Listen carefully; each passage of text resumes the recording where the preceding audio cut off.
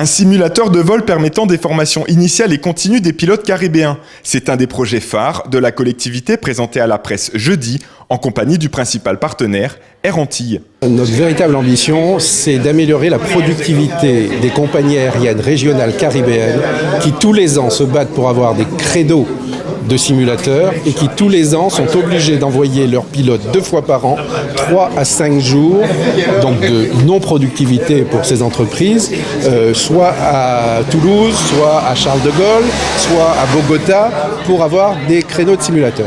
Situé à proximité de l'aéroport de Grand Case, ce centre de formation couplé à un hôtel afin d'héberger les pilotes s'intègre parfaitement dans le projet de diversification économique défendu par le président Gibbs.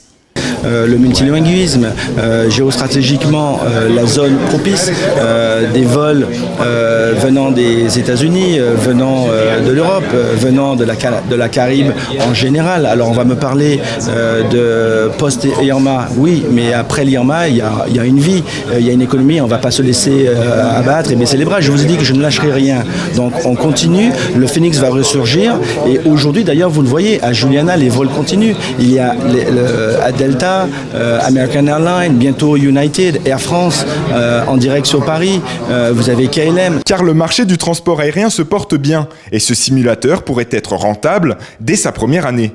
Avec l'Aliad qui a investi dans des ATR, Caribbean Airlines à Trinidad et toute cette flotte d'ATR et donc de pilotes, c'est plus de 300 pilotes dans notre environnement proche qu'il faut former, reformer. Donc le marché est porteur. Nous avons le devoir de nous équiper pour former les Caribéens dans ce métier aéronautique. Avec seulement 4 simulateurs ATR dans le monde, Saint-Martin pourrait ainsi devenir un carrefour incontournable pour toutes les compagnies aériennes présentes dans la Caraïbe. Pour une fois, Saint-Martin va détenir un outil à part entière de A à Z.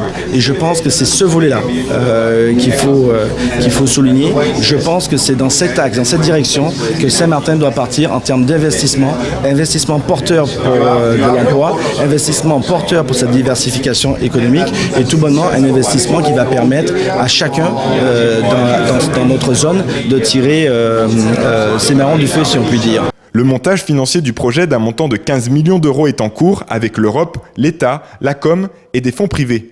Si celui-ci aboutit, le simulateur devrait accueillir ses premiers pilotes d'ici 18 mois.